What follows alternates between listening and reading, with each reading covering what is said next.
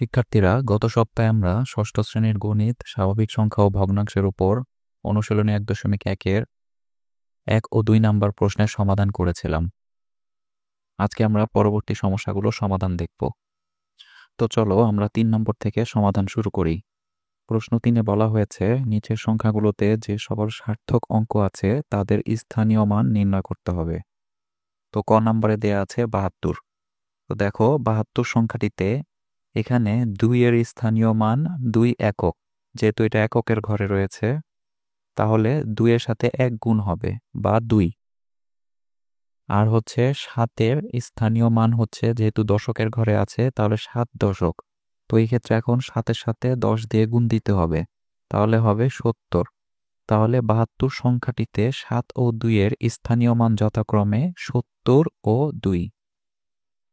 একইভাবে 359 সংখ্যাটিতে এখানে 9 এর স্থানীয় মান 9 একক বা 9 গুণ 1, 5 এর স্থানীয় মান 5 দশক বা 5 গুণ 10 বা 50, 3 এর স্থানীয় মান 3 শতক, যেহেতু শতকের ঘরে রয়েছে তাহলে 3 এর সাথে এবার 100 দিয়ে গুণ দিতে হবে বা 300।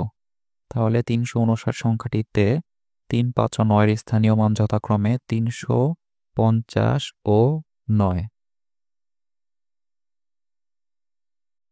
4203 সংখ্যাটিতে 3 এর স্থানীয় মান 3 একক, এখানে 3, এখানে 0 এর জন্য আর বের করার দরকার নেই। এখানে 2 এর স্থানীয় মান হচ্ছে 2 শতক বা 200, 2 গুণ 100। আর হচ্ছে 4 এর স্থানীয় মান 4000 বা 4 গুণ 1000 বা 4000। তো 4203 সংখ্যাটিতে 4, 2 ও 3 এর স্থানীয় মান যথাক্রমে 4000, 200 ও 3। একইভাবে 70809 সংখ্যাটিতে এখানে আমাদের 9 এর স্থানীয় মান বের করতে হবে, যেহেতু এককের ঘরে রয়েছে তাহলে 9 গুণ 1 সমান 9। 8 এর স্থানীয় মান হচ্ছে 8 শতক বা 800। আর হচ্ছে 7 এর স্থানীয় মান, যেহেতু এখন এটি অযুতের ঘরে রয়েছে তাহলে 7 এর স্থানীয় মান 7 অযুত বা 7 গুণ, এখানে হবে 10,000 বা 70,000। তাহলে 70,809 সংখ্যাটিতে 7, 8 ও 9 এর স্থানীয় মান যথাক্রমে 70,800 ও 9। এই সংখ্যাটিতে 8 এর স্থানীয় মান 8 একক বা 8, 7 এর স্থানীয় মান 7 দশক বা 7 গুণ 10 সমান 70। 5 এর স্থানীয় মান বের করতে হবে এখন, এর মান 5000 বা 5 × 1000। 4 এর স্থানীয় মান 4 অযুত বা 4 গুণ 10,000 বা 40,000। এরপরে হচ্ছে অযুত, লক্ষ, নিযুত, কোটি, তাহলে 3 এর স্থানীয় মান 3 কোটি বা 3 গুণ 1 কোটি বা 3 কোটি। এরপরে 1 এর স্থানীয় মান 1 দশক কোটি, যেহেতু কোটির পর 1 দশক ঘর গিয়েছে তাই 1 এর স্থানীয় মান 1 দশক কোটি বা 10 × 1 কোটি বা 10 কোটি। একইভাবে এই সংখ্যাটিতে 9 এর স্থানীয় মান 9 একক বা 9। এরপরে 7 এর স্থানীয় মান 7 শতক বা 7 গুণ 100, 700। এরপরে এই 9 এর স্থানীয় মান 9 সহস্র বা 9,000, 9 গুণ 1000 বা 9,000। এরপরে হচ্ছে 5 এর স্থানীয় মান 5 কোটি বা 5 × 1 কোটি বা 5 কোটি। এরপরে 2 এর স্থানীয় মান 2 দশক কোটি বা 20 গুণ 1 কোটি বা 20 কোটি। এরপরে 6 5 এর স্থানীয় মান 5 একক বা 5 গুণ 1। 4 এর স্থানীয় মান 4 দশক বা 40। 8 এর স্থানীয় মান 8 শতক বা 800। এরপরে 7 এর স্থানীয় মান 7 সহস্র বা 7 গুণ 1000 বা 7000। এরপরে হচ্ছে 9 এর স্থানীয় মান হিসাব করে পাওয়া যায় 9 দশক কোটি বা 90 গুণ 1 কোটি বা 90 কোটি। এরপরে 5 এর স্থানীয় মান 5 শতক কোটি বা 500 × 1 কোটি বা 500 কোটি। নম্বরে এই পর্যন্ত আমাদের হচ্ছে কোটি চলে আসে। তো এখানে 2 এর স্থানীয় মান একইভাবে 2, 3 এর স্থানীয় মান 3 দশক বা 30, 4-এর স্থানীয় মান 4 শতক বা 400, 8-এর স্থানীয় মান 8 সহস্র বা 8,000, এরপরে 5-এর স্থানীয় মান 5 অযুত বা 50,000, 5 গুণ 10,000, 7-এর স্থানীয় মান 7 লক্ষ বা 7 গুণ 1 লক্ষ, এরপরে হচ্ছে 9-এর স্থানীয় মান কোটি এর পর যেহেতু 9 দশক কোটি বা 90 গুণ 1 কোটি বা 90 কোটি।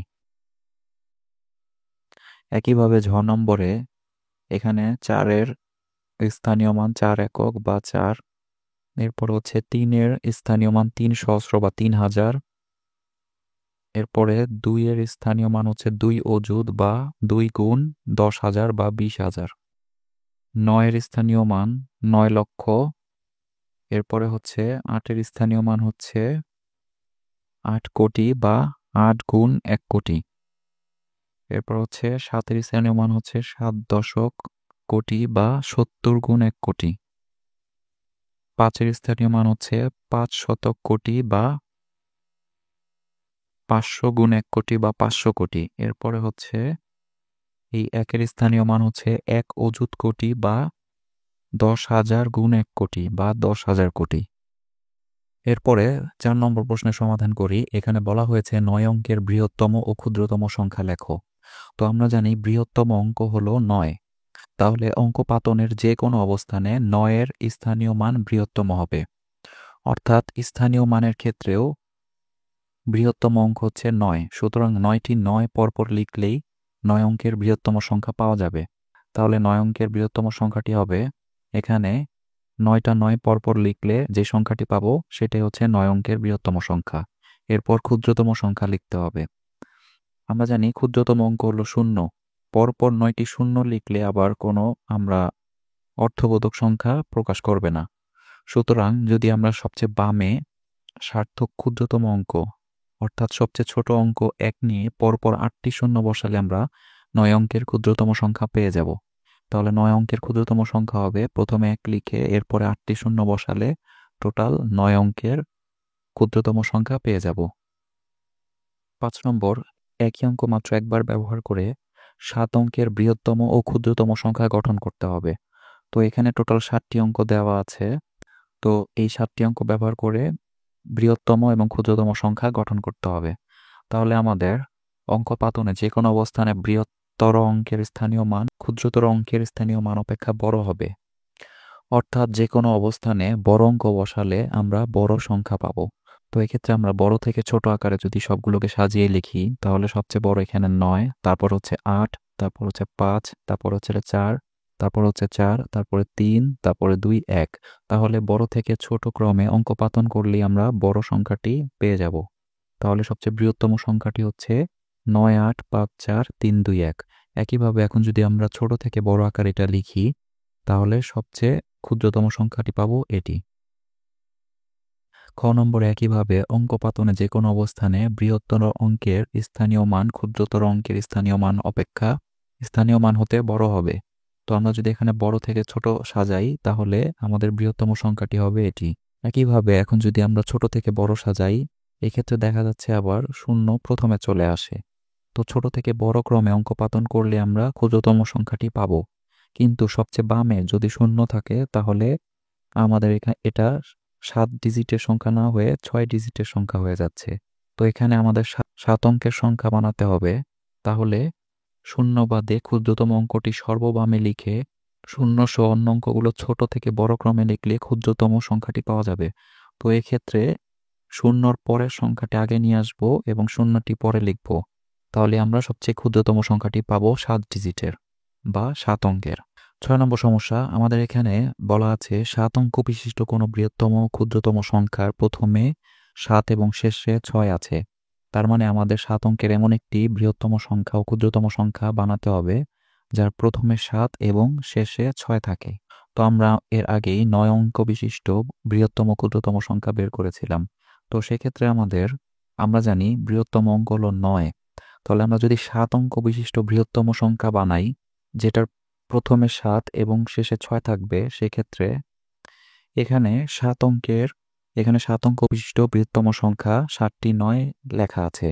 তো এই ক্ষেত্রে আমাদের প্রথমে 7 এবং শেষে যদি 6 থাকে এরকম একটা আমাদের বৃহত্তম সংখ্যা বানাতে হবে। তো এক্ষেত্রে আমাদের 9 এর জায়গায় যদি আমরা 7 ব্যবহার করি এবং সবচেয়ে শেষে 9 এর জায়গায় যদি 6 ব্যবহার করি তাহলে সেই সংখ্যাটি হবে সবচেয়ে বড়। তাহলে আমাদের সংখ্যাটি দাঁড়ায় 7999999 আবার সর্ববামে সার্থক ক্ষুদ্রতম অঙ্ক 1 নিয়ে পরপর 6টি শূন্য বসালে 7 অঙ্কের ক্ষুদ্রতম সংখ্যা পাওয়া যাবে। তো এই ক্ষেত্রে আমাদের 7 অঙ্কের সবচেয়ে ক্ষুদ্রতম সংখ্যাটি হবে 1-এর পর 6টি শূন্য। তো এক্ষেত্রে প্রথমে 7 এবং শেষে 6 বিশিষ্ট 7 অঙ্কের ক্ষুদ্রতম সংখ্যাটি হবে, তো 1-এর জায়গায় আমরা 7 লিখব এবং শেষে 0-এর জায়গায় আমরা 6 লিখব। যেহেতু আমাদের প্রথমে 7 এবং শেষে 6 থাকতে হবে, তাহলে আমরা ক্ষুদ্রতম এবং বৃহত্তম সংখ্যাটি পেয়ে গেলাম। 7 নম্বর সমস্যা, 7 3 4 5 5 এই অঙ্কগুলোকে বিপরীতভাবে সাজালে যে সংখ্যা হয় তা কথায় প্রকাশ করতে হবে। তো এখানে দেখা যাচ্ছে প্রদত্ত সংখ্যাটি দ্বারাই আমরা 3 ঘর পর কমা বসিয়ে পাই 73,455। এটা যদি বিপরীত ক্রমে সাজাই তাহলে প্রথমে 5, এরপরে 5, তারপরে 4, তারপরে 3, তারপরে 7। সুতরাং কথায় প্রকাশিত হলে সংখ্যাটি হয় এখানে 3 ঘর পর আবার কমা বসালে 55,437।